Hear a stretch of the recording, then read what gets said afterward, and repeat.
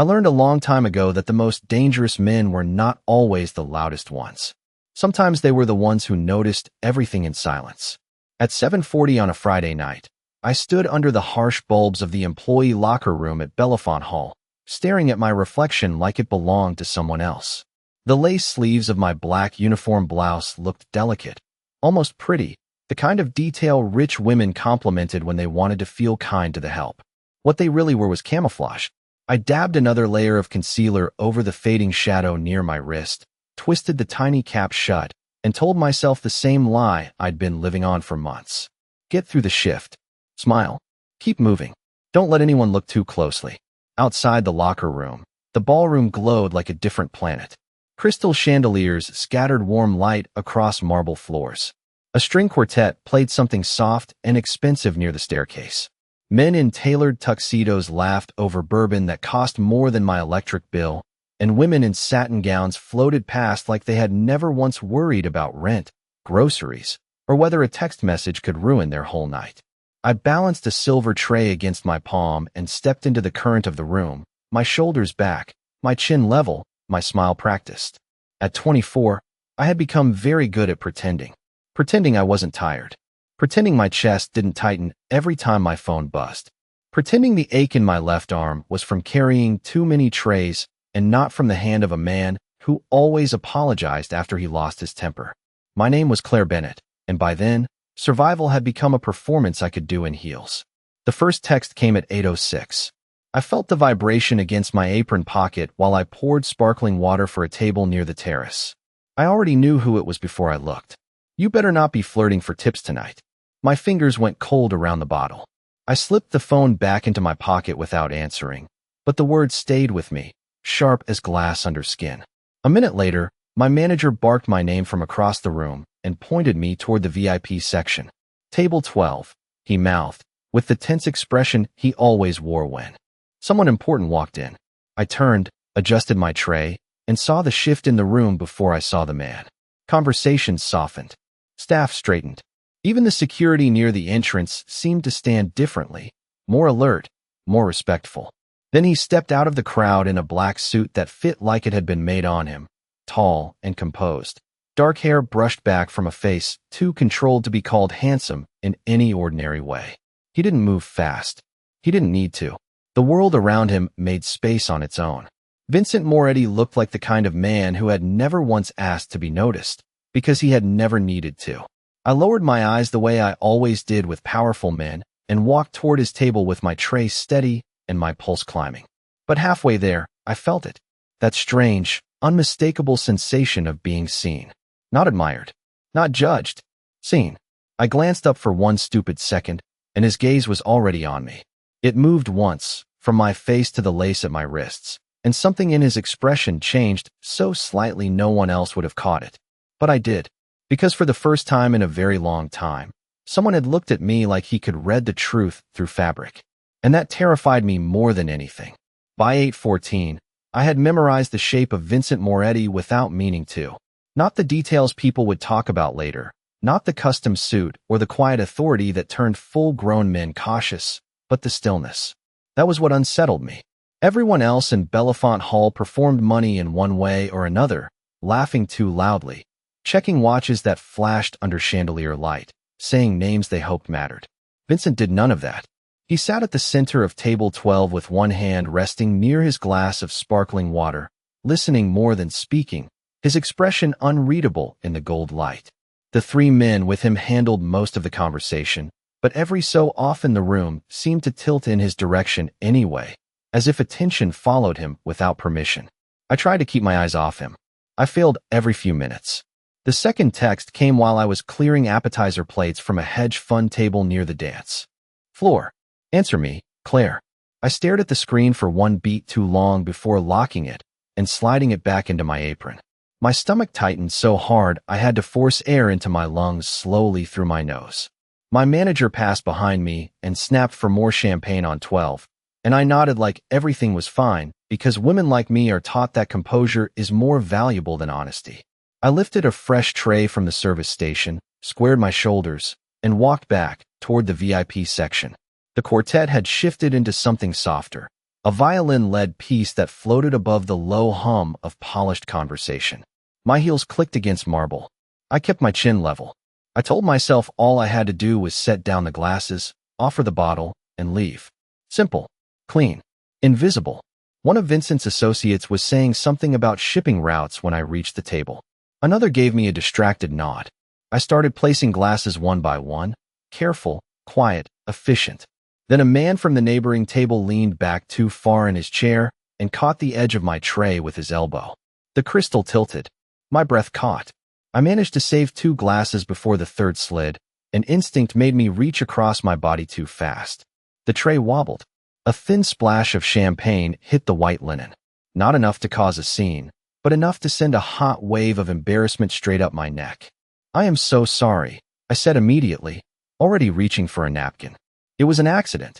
The man who had bumped me gave a lazy smile that told me he was used to other people cleaning up what he started. "Maybe slow down, sweetheart." He reached toward my wrist as if to steady me, casual and careless and far too familiar. I flinched before he ever touched me. It was small, just a jerk of my hand, but it changed the air. His fingers brushed the lace near my cuff and snagged the fabric, tugging it back an inch. 1 inch was enough. Cool air skimmed the bruised skin beneath. My heart dropped so fast it felt like missing a step in the dark. I yanked my arm back immediately, but it was too late. Vincent had already seen. He did not raise his voice. He did not slam a hand on the table or do anything dramatic. He simply looked at the man beside me, then at my wrist, then back at my face. "Take your hand off her," he said. That was all. Low voice. Even tone. No anger on the surface. Somehow that made it worse.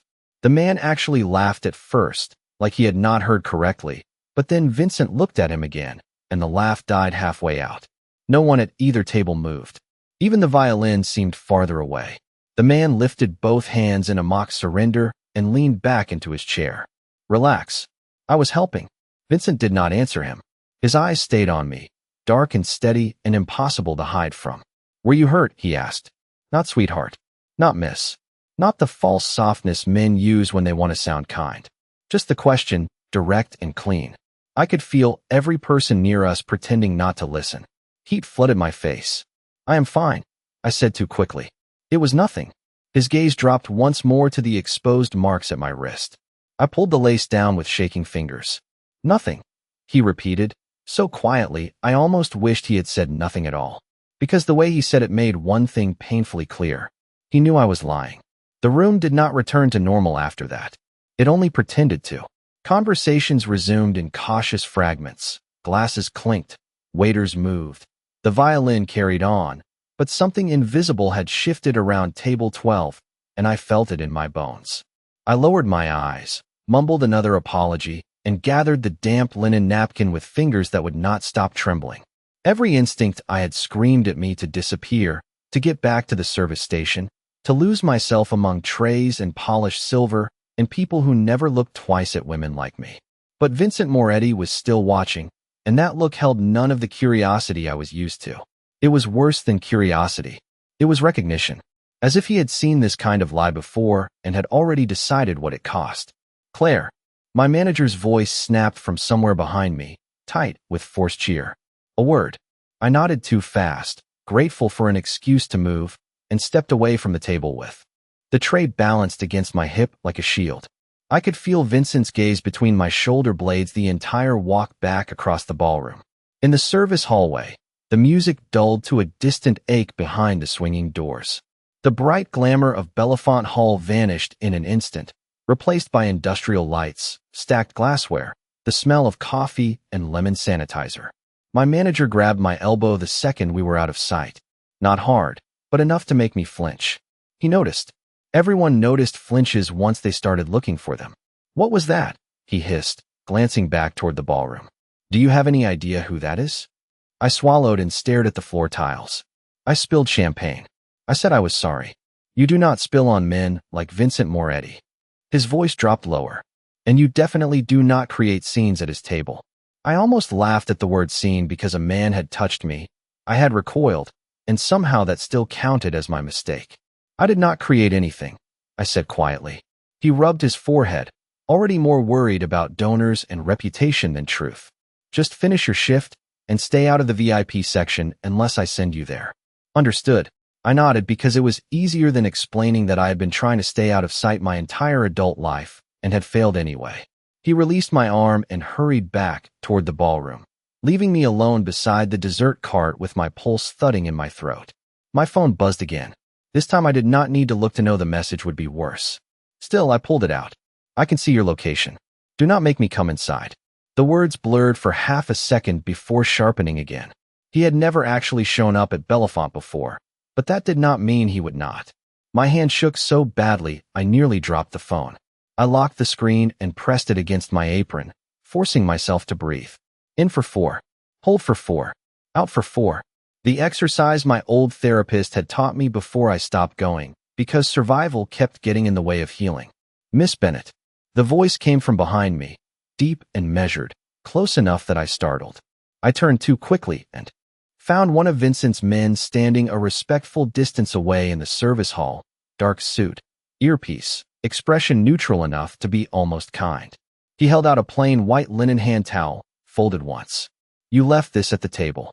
I stared at the towel, confused, because I had not left anything. Then I saw the edge of a business card tucked neatly inside the fold. My stomach dropped. I cannot take that, I whispered. The man did not blink. Mr. Moretti asked me to give it to you privately. My first instinct was refusal. My second was fear. But beneath both was something quieter and far more dangerous. Relief. Not because I trusted Vincent Moretti. I did not. Men with that kind of power did not move through the world without leaving damage behind them. But because for one impossible moment, the card in that folded towel felt less like a threat and more like a door. I took it with unsteady fingers. The towel was warm from someone's hand. The card inside was thick, black-edged, expensive, and simple. Just a name. Vincent Moretti. A phone number. Nothing else. No title. No explanation. No demand. I looked up, but his man was already stepping away. He said to tell you one thing. He added, pausing under the fluorescent light. You do not have to call until you are ready. Then he left me there, holding a stranger's number like it weighed more than the tray I had carried all night. And for the first time since the bruises began, I felt the terrifying shape of hope. The rest of my shift passed in fragments. A tray of miniature crab cakes balanced on my palm. 3 bottles of still water for a table near the east windows. A woman in diamonds asking for lemon that she never touched. My body kept moving, but my mind stayed locked on the black-edged card hidden inside my apron pocket, as if I could feel its sharp corners through the fabric every time I breathed. Twice I nearly reached for it just to prove it was still there. Twice I stopped myself. Hope was dangerous. Hope made women do reckless things, and reckless things had consequences. By 10:30, the ballroom had softened into that late evening glow where expensive people grew louder and the staff grew quieter. The quartet was packing. Up near the staircase, dessert plates had replaced dinner service. My manager finally waved me off the floor with a tired flick of his wrist, and relief hit so fast my knees felt weak. I slipped into the locker room, changed out of my uniform blouse, and pulled on my coat carefully over the lace sleeves underneath. The bruises along my wrist had deepened to a murky violet by then. In the mirror, my face looked pale, older somehow. Like the night had added something to me I could not put back down. My phone buzzed again just as I zipped my bag. Where are you? No question mark. No room for choice. Another message followed before I could even lock the screen. I am outside. For one frozen second, the whole locker room seemed to tilt. The humming fluorescent light above me. The dented metal lockers. The faint scent of perfume and hairspray left behind by the other women. Everything sharpened, then narrowed, as if fear had turned the world into a tunnel. I told myself he might be bluffing. Then I looked through the small wired glass window in the service door that led toward the back lot, and I saw his truck under the security light. My heart kicked once, hard enough to hurt. I stood there too long, one hand around the strap of my bag, trying to think like a calm person instead of a frightened one. The front entrance would be crowded with valets and guests, but he would check there if I delayed. The back lot was darker, faster, and exactly where he expected me. My fingers drifted to the card in my apron pocket before I even made the decision. I pulled it out and stared at the number while my pulse pounded in my ears. Calling a man like Vincent Moretti was not a normal choice. It was not safe. It was not sensible. It felt like stepping off a ledge because the ground behind me was already on fire. I had never met a man with that kind of power who used it gently. Still, his voice from earlier came back to me with terrible clarity. Were you hurt? Not suspicion, not judgment. Concern, stripped clean of performance. I should have thrown the card away and gone out the side door like none of this had happened. Instead, I pressed. Call. It rang once. Claire. He answered with my name like he had been expecting the sound of my voice. Not surprised. Not impatient. Just there. For a moment I could not speak. I heard low traffic in the background on his end, the muted hum of an engine, and something in me nearly gave out from the shock of being heard so quickly.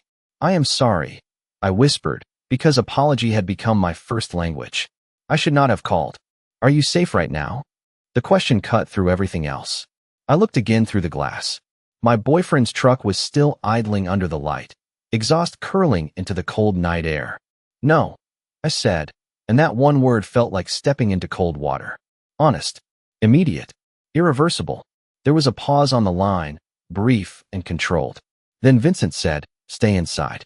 Do not go out there alone. My grip tightened on the phone. How do you know where I am? A softer pause this time. Because I do not leave important things to chance. Before I could decide whether that should comfort me or terrify me, headlights swept across the back lot from the far entrance, black and slow and deliberate, and I understood with sudden, breathless certainty that the night was about to change. The headlights moved slowly across the back lot like they already owned the ground beneath them. Through the wired glass, I watched a black sedan glide to a stop between my boyfriend's truck and the service exit, quiet and deliberate, the kind of car that did not need to announce power because it carried it naturally. My breath caught in my throat. On the phone, Vincent did not raise his voice or rush me. Stay where you are, he said, calm enough to make my shaking feel almost unreal. Someone will come to the door. I should have asked more questions. I should have hung up. Instead, I stood there gripping my phone so tightly my fingers ached, staring at the narrow rectangle of cold night beyond the glass. My boyfriend climbed out of his truck first. Even from inside, I recognized the hard set of his shoulders, the restless, irritated way he looked around when he did not get immediate control of a situation. He was tall, broad across the chest, handsome in the careless way that had once fooled me into mistaking intensity for devotion. Derek had always known how to look like concern from the outside. It was only in private that the temperature changed. A second later, the driver's side of the sedan opened. One of Vincent's men stepped out, the same one who had handed me the card in the service hall, his suit dark against the pale wash of the security light. He shut the car door softly and approached without hurry, hands visible, posture relaxed. That made Derek angrier. I could tell by the way he squared up before a single word was exchanged. Their conversation was muffled by the thick door and the hum of the building. Just shapes of sound without language, but body language told its own story. Derek gestured toward the service entrance, sharp and demanding. Vincent's man answered with one small tilt of the head, the kind of motion that looked polite until you realized it was not yielding anything. Derek took a step forward. The other man did not move back. Then the rear passenger door of the sedan opened, and the entire scene changed. Vincent stepped out into the cold night with no coat, just that dark suit, one hand adjusting his cuff as if he had arrived at a business dinner instead of a nearly empty back lot behind a ballroom. He did not look at the truck first. He looked at the door, at me. Even through glass and distance, I felt the weight of that gaze lock into place. Something inside my chest went tight and strangely still. Derek turned, saw who had joined the conversation, and hesitated. It was brief, only a second, but I had known him long enough to recognize when confidence cracked. Vincent said something then, quiet enough that I could not hear it, and Derek's whole posture shifted. Not softened, tightened, like a man realizing too late that the ground under him was not as solid as he thought. I should tell you I felt safe in that moment. I did not. Safety was too simple a word for what rushed through me then. It was relief tangled up with fear, gratitude sharpened by instinct, the dizzying realization that one dangerous man had stepped between me and another. The service door clicked, and I jumped hard enough to nearly drop my phone. When I opened it, the suited man stood on the threshold, respectful, expression unreadable. "Miss Bennett," he said, stepping aside. "Mr. Moretti would like you to come with us." I looked past him immediately. Derek was still there near his truck, but he was no longer moving toward the building. Vincent stood a few feet away, hands at his sides, saying very little and somehow controlling everything. Derek's jaw was tight. His eyes found mine across the lot, hot with a frustration that made old panic flare in my stomach. "Claire," he called, voice carrying now. "Get in the truck. We are leaving." Every muscle in my body reacted to that tone before my mind did. Months of conditioning. Obey first. Think later. But Vincent turned his head slightly, just enough for me to see his expression clearly under the security light, and there was no panic in him, no raised voice, no demand. Only certainty. "You do not have to go anywhere you do not want to go," he said. No one had ever spoken to me that way before. Not as a favor. Not as comfort. As fact. The night air cut through the doorway, cold against my face, carrying the scent of exhaust and rain-soaked concrete. My heart pounded so hard I could hear it. Then, for the first time and longer than I wanted to admit, I made a choice that belonged only to me. I stepped out of the building and walked toward the black sedan instead of the truck. The cold hit first. Not the dramatic kind from movies, not a sharp winter blast that changes everything in a single breath, but the real kind, the kind that slips under your coat and settles into your bones while your heart is already racing too hard. My heels clicked against the wet pavement as I crossed the back lot, each step toward the black sedan feeling both impossible and final. I did not look at Derek again until I reached the rear door. When I finally did, his face had gone pale in that dangerous way I knew too well, all wounded pride and disbelief, like he could not understand how the script had changed without his permission. "Claire," he said again, louder this time, and the sound of my name in his mouth made my shoulders tense. "Do not do this." Vincent did not even turn fully toward him. He stood beside the sedan with one hand resting lightly on the roof, composed beneath the security light, his expression unreadable except for the faint hard line at his mouth. "She already did," he said. The words were quiet, controlled, more final than shouting would have been. Derek laughed once, but there was no humor in it. "You do not know her." Vincent's gaze flicked to me, only for a second, but it was enough to steady something inside me. "I know enough," he replied. The rear door opened from the inside before I could reach for the handle. Another one of his men stepped out just long enough to hold it for me, then moved back without a word. That small courtesy nearly undid me. Not because it was extraordinary, but because it was simple, clean. No grabbing, no pressure at my back, no hand steering my body where someone else wanted it to go. Just a choice, left open. I slid into the leather seat with shaking hands and pulled the door shut behind me. The sound landed soft and solid, sealing out the night. For the first time in nearly an hour, I could not hear Derek's voice clearly. I could only see his mouth moving through the tinted glass, sharp and furious, while the inside of the car smelled faintly of cedar and clean linen. Warm air drifted from the vents. My fingers were numb. Across from me, the interior lights remained low, casting the cabin in shadows and amber edges. I realized then that Vincent had not gotten in yet. He was still outside, finishing something I could not hear and was no longer sure I wanted to. I sat frozen with my bag clutched in my lap, every muscle in my body still braced for impact, even though none came. That was the strange thing about fear. It did not disappear the moment danger stepped back. It lingered. It waited. It kept your lungs shallow and your spine rigid and your mind convinced that peace was just a pause before something worse. The driver closed his door up front. Another sedan rolled silently into the lot behind us, black and discreet, like it had been there the whole time, and I had only just noticed. Vincent opened the opposite rear door and got in beside me, bringing a swirl of cold air with him before. The cabin sealed again. He did not crowd my space. He sat angled slightly toward the front, one arm resting near the door, as if he understood that proximity itself could feel like pressure. "Look at me," he said softly. I did, because his tone made it easier than refusing. "Are you injured anywhere that needs immediate care?" No one had ever asked me that so plainly. No accusation hidden inside it. No demand for proof. Just concern, offered like it had weight. I swallowed. No, my voice came out thin. "Not right now." His eyes held mine for one steady beat longer, searching, measuring. Then he nodded once. "All right." The car began to move, smooth as breath, pulling away from Bellefonte Hall and the wet gleam of the back lot. Through the rear window, I caught one last blurred glimpse of Derek standing under the security light beside his truck, getting smaller with every second. My pulse should have eased. It did not. Because leaving him behind should have felt like freedom, and instead it felt like I had stepped into a different kind of unknown. Vincent glanced toward my hands, still locked around my back. "You can breathe now, Claire." I almost laughed at that, except the sound that rose in my throat was too close to breaking. I turned my face toward the dark window and watched Manhattan slide past in streaks of gold and rain, and somewhere between one block and the next, I realized I had not been rescued. Not exactly. I had been seen, and somehow, that was far more frightening.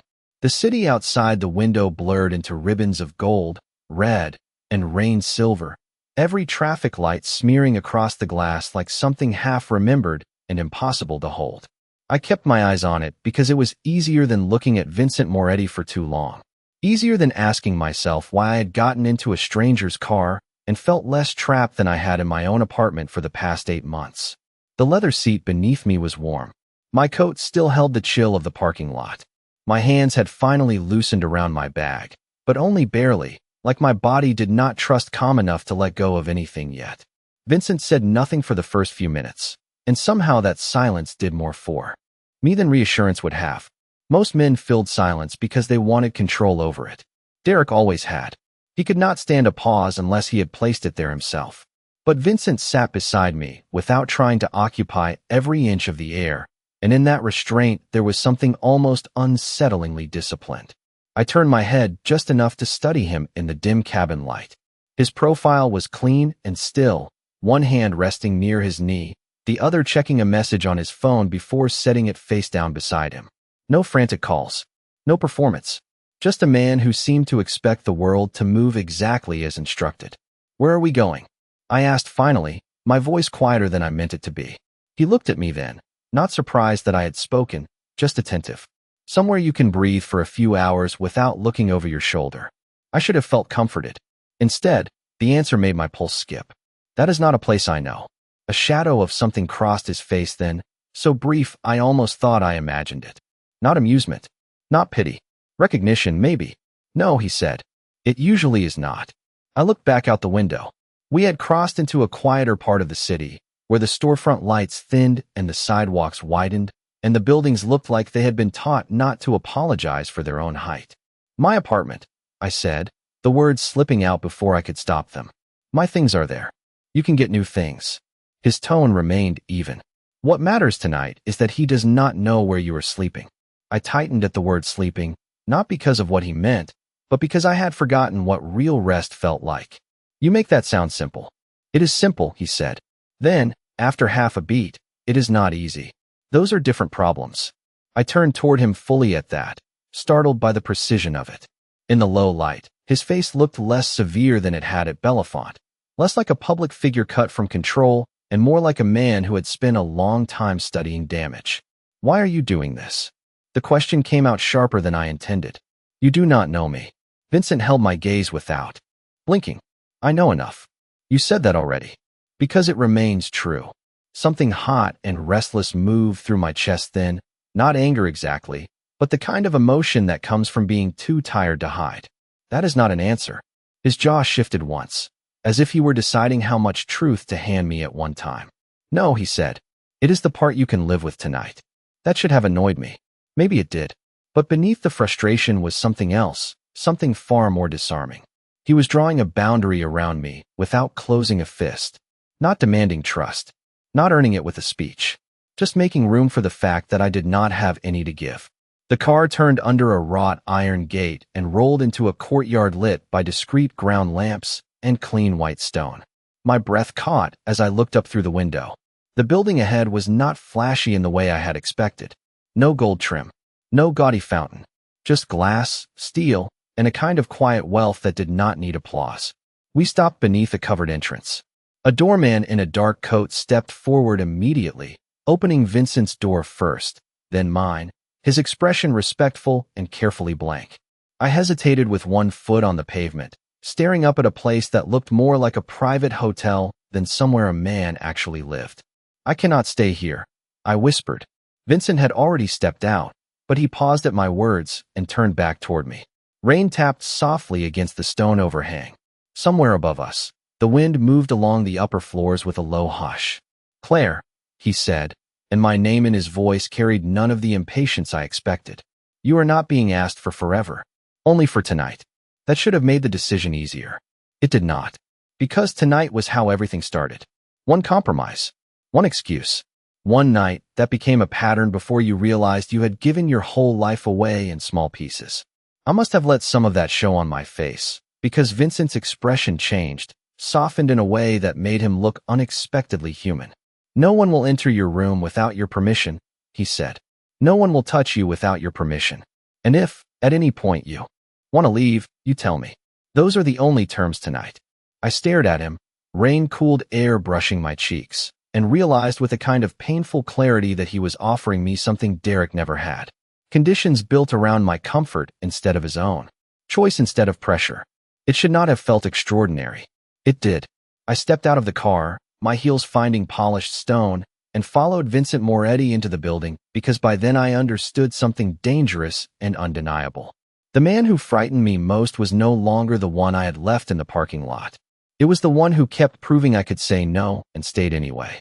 The elevator rose in silence, so smooth it barely felt like motion, but I watched the numbers above the doors climb with the strange sensation that each floor was carrying me farther from the version of my life I had spent months trying to endure.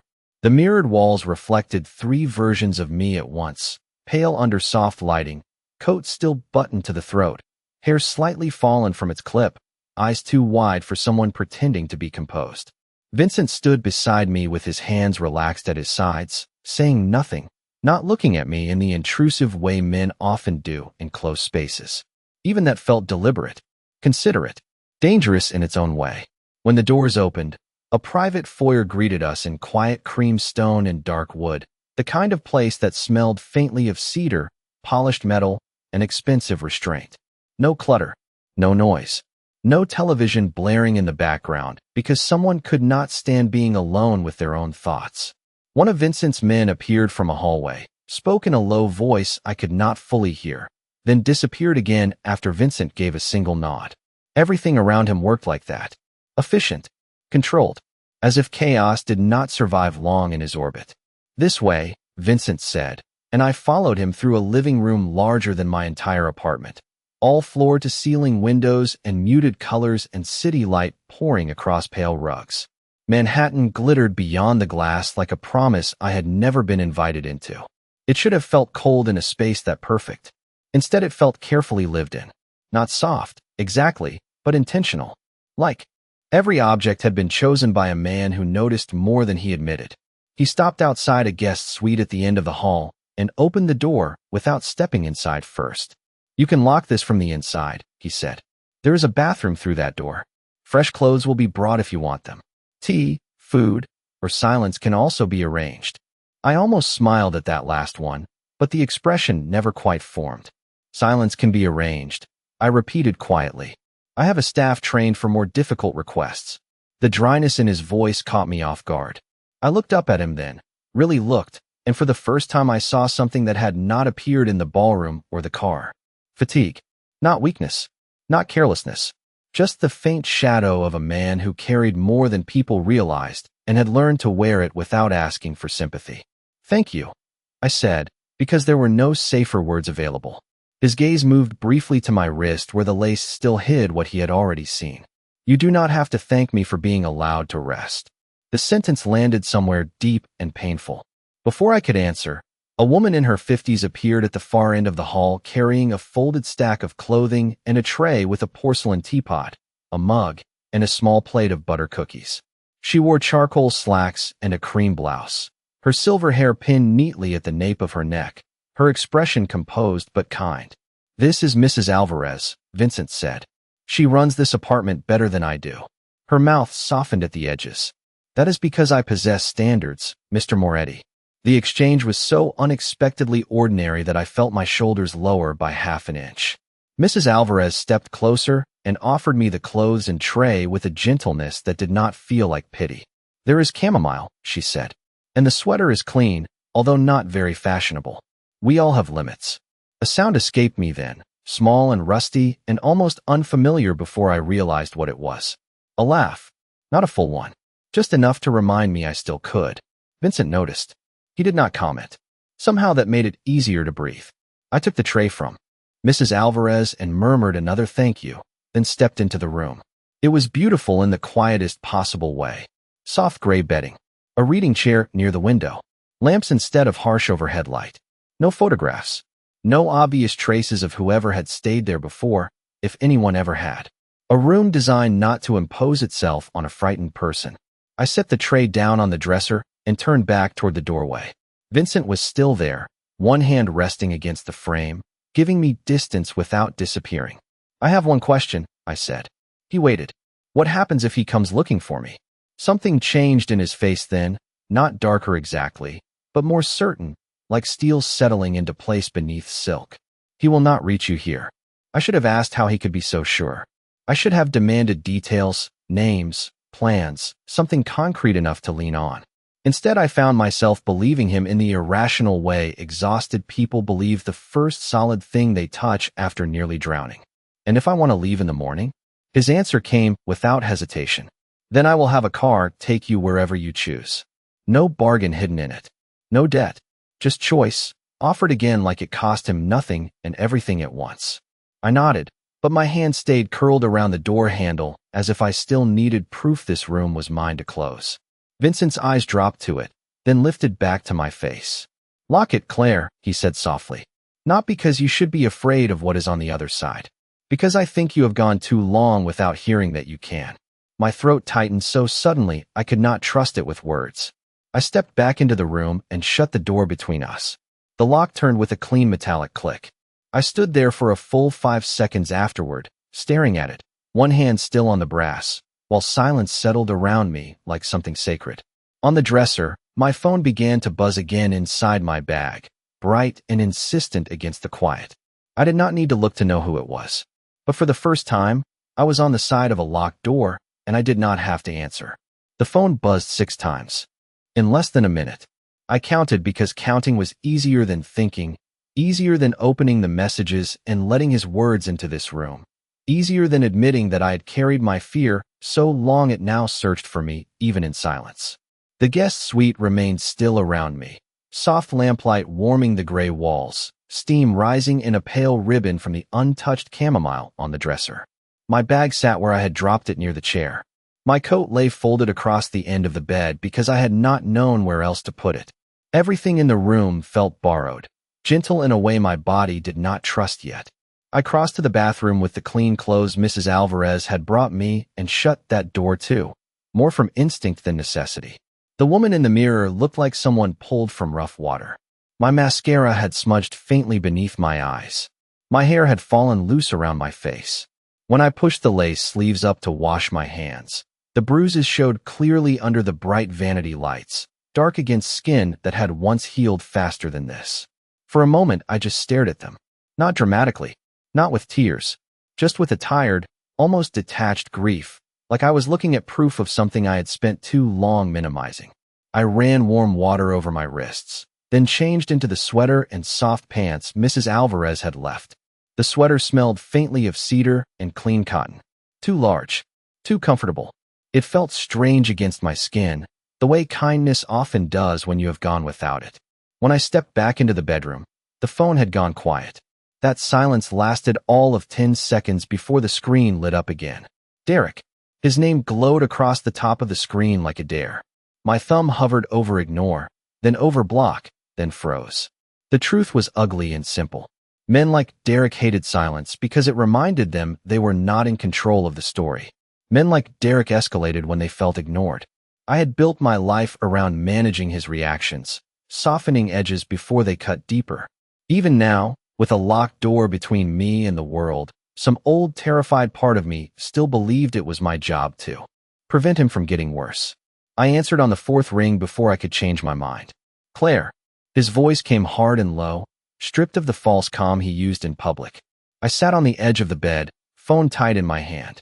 You need to stop calling. The silence on the other end sharpened. Where are you? Somewhere else. With him. Not a question. I closed my eyes. That is not your business tonight. The mistake was hearing my own voice say that and realizing I meant it. Derek heard it too. "You think this is funny?" he asked. "You embarrass me in a parking lot, get into some stranger's car, and now you think you get to talk to me like this?" Shame flashed hot across my face, automatic and old, but it did not root as deeply as it once would have. Maybe because the room around me felt so calm. Maybe because Vincent's voice from the doorway still echoed in my mind. "Lock it, Claire. Not because you should be afraid. Because you can. I am not talking to you differently," I said, forcing each word to stay even. I am finally saying it clearly. My pulse hammered so loudly I could hear it in my ears. "Do not come near my work again." He laughed then, short and disbelieving. "Your work? Your little catering job at a place that would not even notice if you disappeared." The words should have cut deeper. Once they would have. Instead, they landed against something new in me, something bruised but upright. "I noticed," a voice said from the doorway. I looked up so fast I nearly dropped the phone. Vincent stood just inside the room, not close enough to crowd me, one hand resting lightly against the frame after knocking so softly I had not heard it over the call. He was not supposed to enter without permission. He had not, I realized a beat later. The door was open because I had forgotten to latch it after changing. My breath caught. Vincent's gaze moved from my face to the phone in my hand, then back again, reading the entire situation in a single second. "I am sorry," I whispered automatically, because shame still reached for apology before anything else. His expression did not change, but his voice softened. "Do not apologize for being interrupted." While trying to survive. The line had gone quiet on Derek's end, quiet enough that I knew he was listening. Vincent took one step closer, nothing more, and held out his hand. "Give me the phone, Claire." I should have hesitated. Instead, I placed it in his palm like I had been waiting all night for someone to ask. He lifted it to his ear, his eyes never leaving mine. "You will not contact her again tonight," he said, calm as polished stone. He paused, listening to whatever came back through the speaker, and something faintly cold settled over his features. "No, you misunderstand. That was not a request." He ended the call before Derek could answer and turned the phone face down on the dresser. For one suspended second, the whole room seemed to hold its breath with me. Then Vincent looked at the untouched tea, at the bed, at my hands trembling in my lap, and the steel in his expression eased by a fraction. "Drink the chamomile," he said quietly. "Try to sleep." I stared at him, at the impossible combination of gentleness and authority in one man, and felt something inside me shift with frightening clarity. Derek had spent months teaching me that love sounded like pressure, jealousy, and control. But standing there in the hush of that locked room, Vincent Moretti made one thing undeniable. Real protection did not crush. It covered. And for the first time in longer than I could bear to count, I wanted to know what might happen to a woman like me if she ever stopped settling for survival.